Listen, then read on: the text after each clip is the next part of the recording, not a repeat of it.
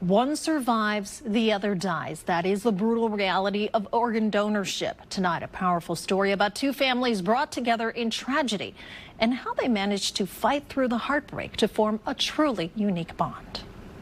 You hear it? It doesn't get more real than this. Listening to your son's heart through another man. Overwhelmed. I'm sorry, I'm just overwhelmed. The heart is that of Cartisha Hudson's eldest son, Chris. 7 years ago, at 19 years young, Chris was killed in a road rage incident. I get a call from his girlfriend screaming, saying Chris was shot. He was shot in the head and he's just not gonna make it.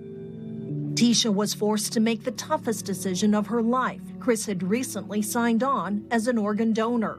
He was just like, well, if I'm not here, there's no need for me to, not do it. He was like, so I'm gonna do it. And so he signed it, and a few months later, he was donating.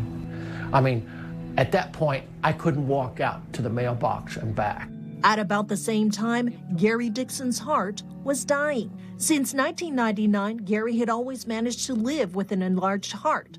But 17 years later, I recognized how sick he was. Dr. Andrew Cow, St. Luke's transplant cardiologist. His heart just deteriorated and fell apart for no good reason. Gary's only option, a heart transplant. So he checked into the hospital and waited.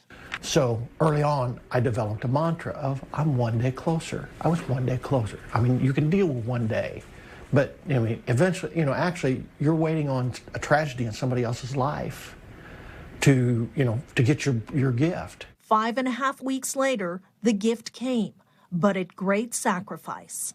At the end of the day, Chris is not here. And I yearn, as a mother, I yearn for my son. How do you get over your tragedy becoming someone else's gain? One of the things I did as soon as I got out of the hospital, I started writing letters to my donor family. And I signed off with one day closer. His letter, the words jumped out to me. The letters continued for a year. One day I just picked up the phone and I was like, I'm gonna do it. I'm just gonna call him. And I called him. At first it was really awkward, At first this is weird.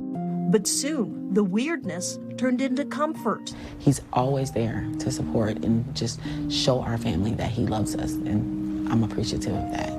It makes me feel better. You might say the two families share a true heart-to-heart bond. We've been family ever since. They've just welcomed me into their family. And together, they build and live Chris's legacy. Looking for that better tomorrow. And even though Chris isn't here, Gary is that better tomorrow. Strangers coming together to heal broken hearts. He's my stranger, and he's healing our broken heart.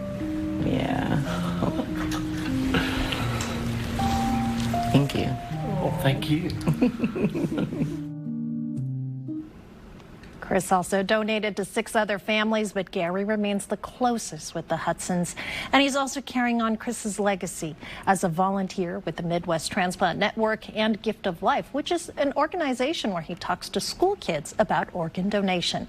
So if you'd like to learn more about being an organ donor, we've got the information linked with this story on our website, kctv5.com.